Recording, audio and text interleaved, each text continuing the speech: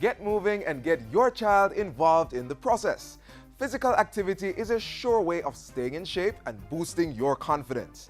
Today is Move for Health Day, and the Ministry of Health is on a mission to get you, little ones and adults too, active and healthy. Good day, welcome to this episode of Jamaica Magazine. I'm Theodore Henry. Hey, do you know what else is making a move? Developments on the Caribbean Court of Justice. We'll look at that and much more in the show. Stay tuned, the news is next.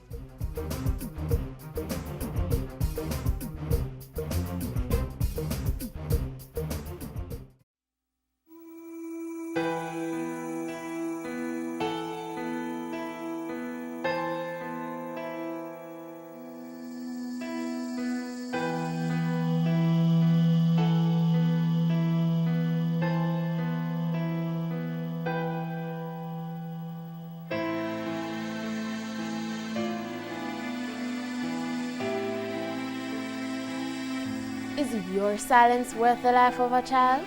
Report child abuse. Call the Office of the Children's Registry at 1-888-PROTECT. Be the change. Speak out. Protect our children.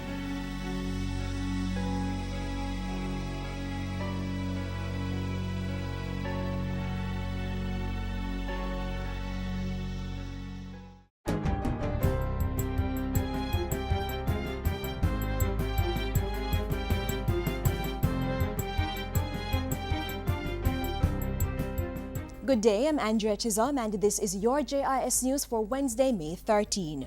We begin with the news from Parliament. A bill entitled An Act to Amend the Constitution of Jamaica to provide for the replacement of appeals to Her Majesty in Council with new provisions for appeals to the Caribbean Court of Justice as Jamaica's final appellate court and for connected matters read a third time and passed. That was one of 3 bills passed in the House of Representatives yesterday to have the Caribbean Court of Justice replace the UK-based Privy Council as Jamaica's final court of appeal.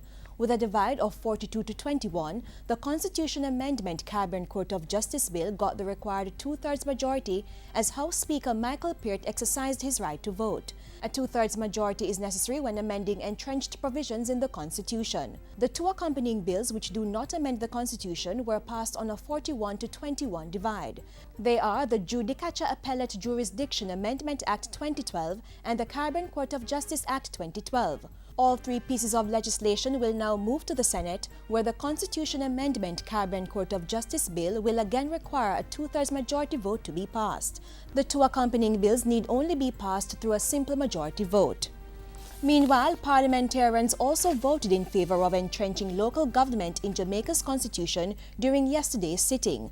The Constitution Amendment Local Government Act 2014 was passed with 57 MPs voting in favor of the bill while 6 abstained. When he opened the debate on the bill in January, Local Government and Community Development Minister Noel Arscott said the goal was to put the people at the center of the management of their own affairs.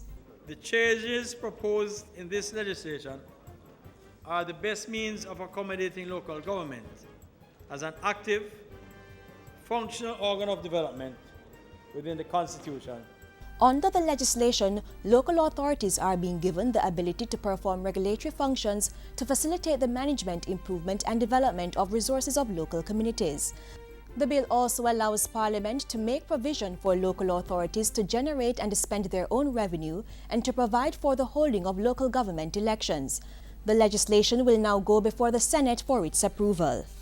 The Ministry of Agriculture and Fisheries is working with the Coffee Industry Board and other stakeholders to ensure the timely replanting of coffee as ongoing bushfires ravage current crops. In a statement to Parliament on Tuesday, Portfolio Minister Derek Kellier said the ministry had already identified the source of 100,000 seedlings for replanting in the fall crop starting in September. In addition, Mr. Speaker, the ministry will be assisting with the provision of some inputs to assist with the replanting program, fertilizers, etc., etc. And our extension support team remains on full alert and on the ground to provide the necessary advice and extension services. The minister told Parliament that bushfires caused by the current dry spell was significantly impacting prime coffee-producing areas in the Blue Mountain Belt. Fortunately, as advised by the Coffee Industry Board, over 90% of the current coffee crop was already reaped prior to the fires. Nonetheless, it is estimated that the loss over a 3-year period will be some $100 million, and an additional $100 million will be required to assist with the replanting program. The minister expressed sympathies to the affected farmers, even as he commended them for their resilience. He meanwhile reported that the Ministry of Transport, Works and Housing had given its commitment to replace the houses that have been destroyed, while other assistance was coming from the Labour and Social Security Ministry. The Welfare Services of the Ministry of Labour and Social Security has provided immediate assistance in the form of beds, blankets, mattresses, food packages and other supplies. And compassionate grants are also being prepared at this time. And in the wake of this latest bushfire, the Agriculture Minister is appealing to farmers to stop using burning as a means of clearing land. I'm beseeching our farmers to resist the temptation to light fires. And I urge you to speak to your other officers about alternate means of clearing lands. He had a similar urging for other members of the public who continue to burn their garbage and other items. Desist, therefore, from indiscriminately throwing your cigarette butts anywhere or everywhere, or lighting fires to get rid of your solid waste. In other news, Jamaica's economic credibility is improving and must continue to be commended, says economist Dr. Damian King. He was speaking recently on JIS TV's Issues and Answers program. Dr. King said the discipline exercised by the government through the economic reform program had allowed the country to once more gain credibility in the global finance arena. Yesterday, the International Monetary Fund (IMF) announced that the country was on track to pass its 8th straight review since the government entered into an agreement with the fund in 2013. 2 years into the program, Jamaica has now shed the reputation it had for not being faithful and committed in implementing IMF programs for the previous 25 years. Dr. King said the country's economy would improve and the social landscape, such as the health and education sectors, would be better off as a result of the program that's now being implemented. And finally, government is again appealing to public sector workers to negotiate wages and salaries in the context of Jamaica's ongoing economic reform program. At a press briefing on Tuesday, Finance Minister Dr. Peter Phillips said Jamaica still faced a restrictive fiscal environment and the 9% of GDP target for public sector wages and salaries was still on the books. We continue the negotiations in good faith. In that context, recognizing ultimately that any expenditures above what was targeted will have to be compensated for by reductions elsewhere. And that's it for JIS News today. I'm Andrea Chisholm. Thank you for watching.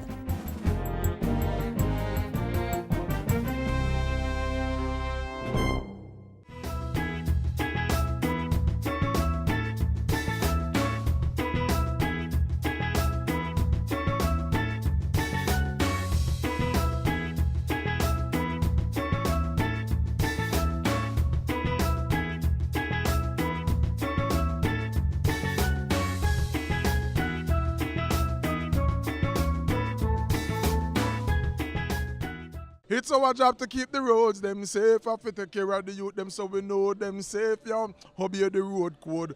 Don't race. Check it out. You understand? Road safety. Save kids' lives. We all need to work to create a crime-free environment for our children. The Counterterrorism and Organized Crime Investigative Branch, CTOC, is doing just that. In our next feature, we look at how this agency has been equipped to keep all citizens safe. Combating human trafficking and protecting intellectual property rights. The police force's newest unit, the Counterterrorism and Organized Crime Investigation Branch, helping to secure GOJ's strategic priority number 3, security and justice.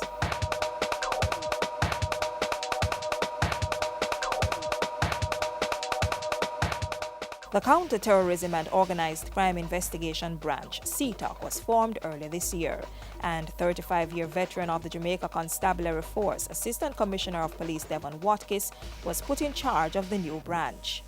In essence, upgrades the organized crime investigation division that was known to the public.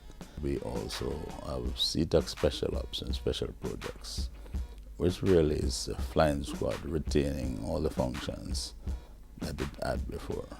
As a result, CTOC now has responsibility for several of the JCF's investigative units.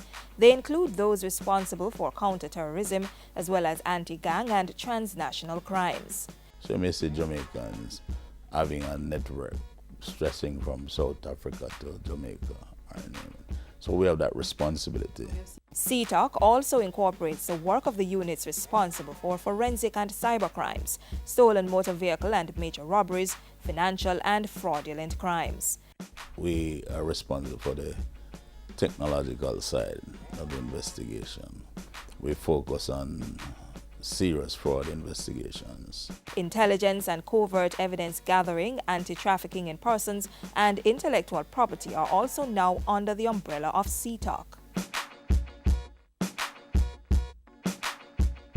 The JCF's new counterterrorism and organized crime investigation branch's ultimate goal is to strengthen Jamaica's security framework and effectively combat terrorism and organized crime in all forms. The workload is huge, but the team at CTOC is not daunted.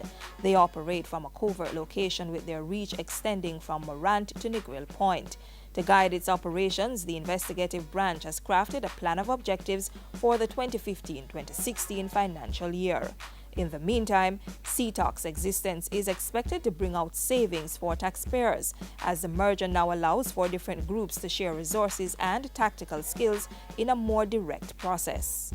What we have sought to do as a policy from the high command of the JCF is to move some of the persons that would normally be available to us back to territorial policing in the main, and to try and enhance the capacity that we have to be able to achieve similar greater effectiveness. Arresting the onset of emerging criminal activities, destroying a decades-old issue of gang war, while working effectively within a tight economy. All these efforts by CTOC certainly fit in with the government's strategic priorities for the 2015-2016 fiscal year. Our plan really is to contribute to enhancing the security environment of our country, and to recognize that the days of operating by your own in silos, that is now not the way, but to explore and enhance collaboration and partnership. A smart move by the Jamaica Constabulary Force as we seek a safer society in the 21st century.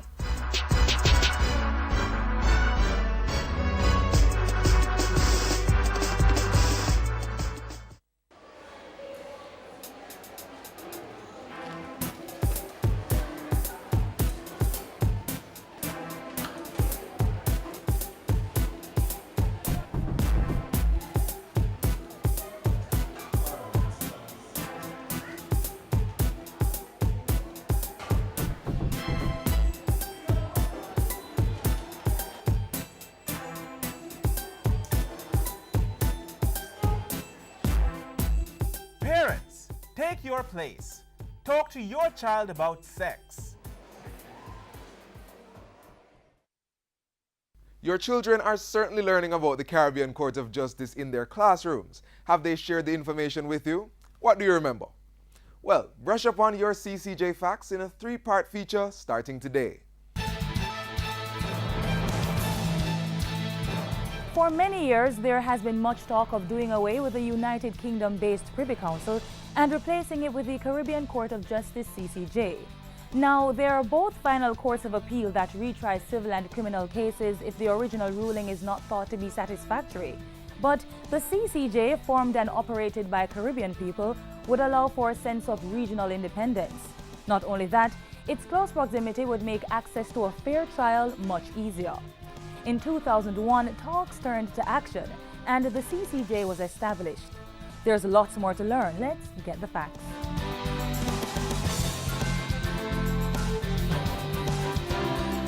The the CCJ, it's a Caribbean Court of Justice, as the acronym suggests, and it's a court system that the Caribbean populace subscribes to instead of going the route of England. It's ostensibly the last appeal which replaces what we have now as a Privy Council.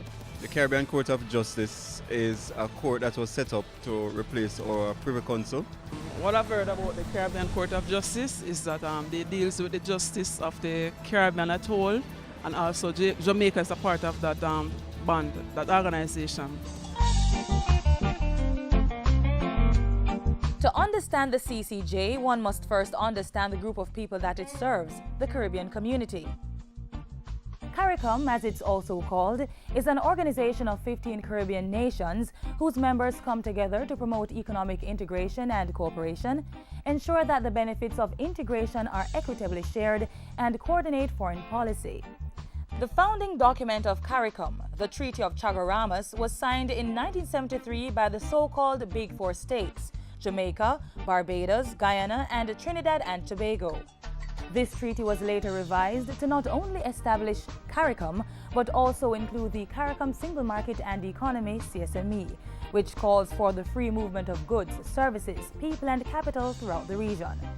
How does this all relate to the CCJ? Well, this final court of appeal, or appellate court, has two main areas in which it can make legal decisions. Firstly, the court is charged with interpreting and applying the revised Treaty of Chaguaramas, and secondly, it is the Caribbean Regional Judicial Tribunal. One of the mandates of the Caribbean Court of Justice is the development of Caribbean jurisprudence. And what does this mean? It means that you're going to have an opportunity for the morality, the principles, the values that are treasured in our community will have an opportunity for expression. The agreement establishing the CCJ was signed by 10 CARICOM member states, including Jamaica, on February 14, 2001. 4 years later, the CCJ was launched in Port of Spain, Trinidad, which is the seat of the court. Inauguration of the Caribbean Court of Justice has been a very significant one in the Caribbean because it represented the first time that we were taking control of our judicial destiny, if I may use that word, and in an effort for us to carve a jurisprudence in the Caribbean which is peculiarly ours. Here's some more good news about the CCJ.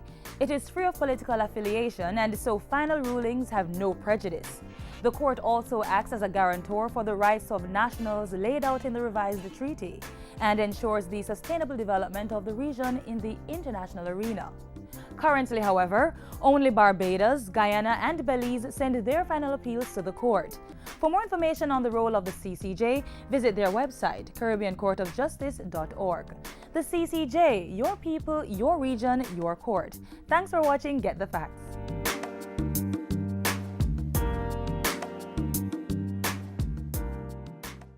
Join us tomorrow for the second part, where we'll explore how the president and judges of the CCJ are appointed, plus how the court is funded.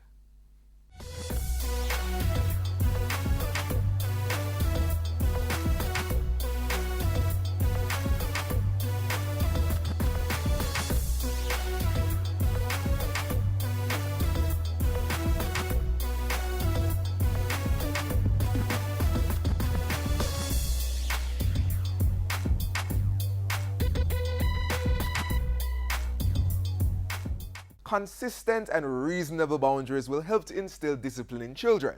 Minister Ronald Thwaites reminded deans of discipline at a recent graduation ceremony held at the National Police College of Jamaica that schools need to be proactive in teaching our children the value of being disciplined. In agreement? Hear it is.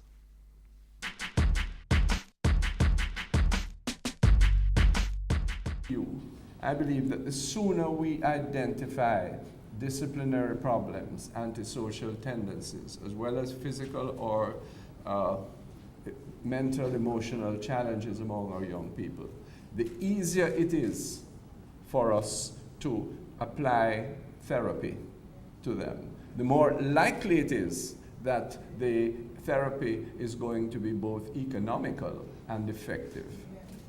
What if we were able to conceive of a program where in the high schools where I believe many of you are assigned, we were able to look at our incoming 7th graders.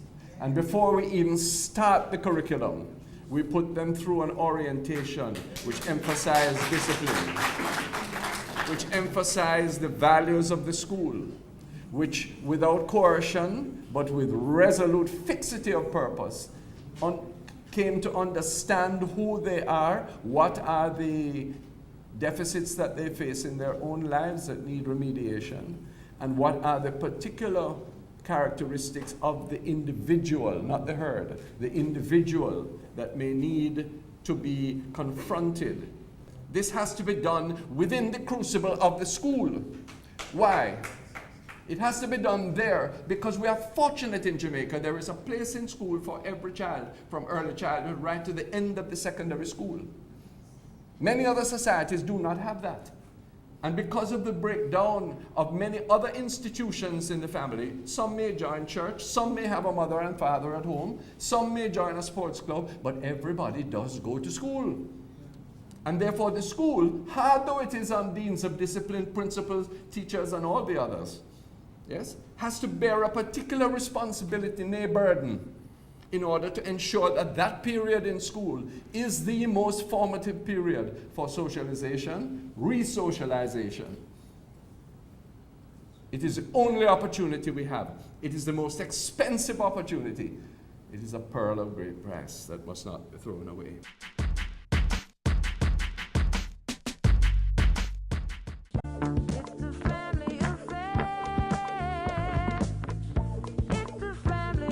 My mother taught me how to work for what I want. And if you don't work for it, then you don't deserve it. They always tell me, be yourself.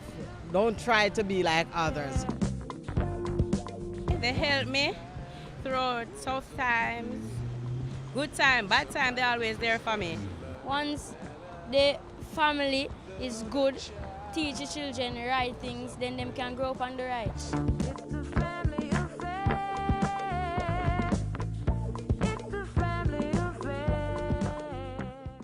Your child's education should help them manage anger, resolve conflicts, and just in general deal with tough situations. So what they learn is important, but their learning environment is equally significant. Next, we look at how the government is upgrading our children's learning space.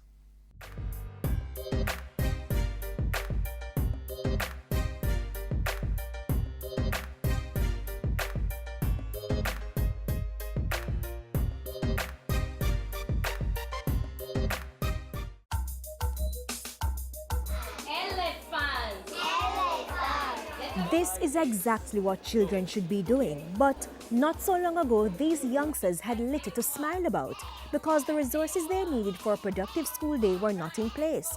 However, thanks to the Poverty Reduction Program, PRP, things have changed. Let's hear more about their experiences. We had to be moving desks and chairs or benches from one classroom to the other just to, like those classes that had a little bit less student than the others. We would take those things out to put in the classes to balance off. Many times we have to be repairing. We have to ask our groundsman to help with repairing the furniture, and sometimes there's no more, they can't be repaired anymore. We had a number of disciplinary problems, and we had 3 students on a bench. Students will normally come and complain about one person pushing them off, or they did not have sufficient place to write, and so you'll find that students will be fighting over their positions on the benches. When it was time to teach, you had to be there settling their differences, so it took away from the teaching time a whole lot. Staff and students at Hazard Primary in Clarendon faced similar challenges. We had several issues. To be honest, our fencing was down. We really needed a perimeter fence. We needed furniture. We needed, teachers needed chairs, students needed their benches, individual benches, and so on. Children found it difficult to write because they need space. We say and most times they're uncomfortable. It brings a strain on the children, and then sometimes it reduces their potential as learners, and also with their attention span, they got easily lost. We cater for over 400 students because it's a shift school. Now we had a stove, but the stove only had 4 burners. Now with those big pots, that would be just like 2 burners. So we really needed a stove that could help the cooks to get through faster. The European Union's poverty reduction program, implemented through the Jamaica Social Investment Fund, recently gifted these schools and others with brand new furnishings, fencing, and other important infrastructure. The Poverty Reduction Program is a program that is funded jointly by the European Union and the Government of Jamaica. And the objective of the program is to provide interventions and assistance in inner city communities. We assist with infrastructure development in schools, and we provide social intervention techniques as well. I would like to, on behalf of my school, of the school and staff board, say thanks, a big thank you to the Poverty Reduction Program for thinking of us at this time. I have to say thanks. How can I say thanks? I must thank the Poverty Reduction Program for this mammoth task. It was well needed. They came in at the right time. Our children are more safe with the perimeter fencing and with the bathroom facilities, the classroom, the everything, the desks and the chairs. We are really, really grateful for this. For us, when we go into the schools, we sometimes just see the instruments, the desks, the chairs, we talk to the teachers, but the most inspirational part of doing the job is being able to see the reaction on the children's faces when you go back. The PRP, which has been operating in Jamaica since 2001, has directly assisted almost 5,000 students and teachers. For more information on the work of the Poverty Reduction Program, call the Jamaica Social Investment Fund at 968-4545 or send an email to feedback@jsif.org or visit their website, jsif.org. Remember to like their Facebook page. The Jamaica Social Investment Fund, investing for community development.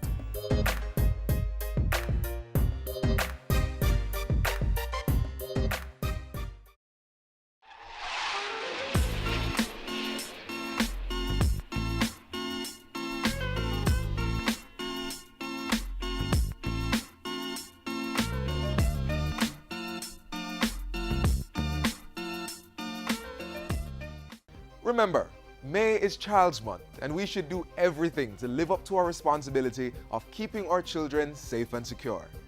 The JIS is always eager to hear from you. Keep connected through our Twitter and Facebook pages, and you can review past programs through our YouTube channel or the JIS website. You can also download the JIS News app for your smartphone from the Google Play Store. I'm Theodore Henry. Thanks for watching.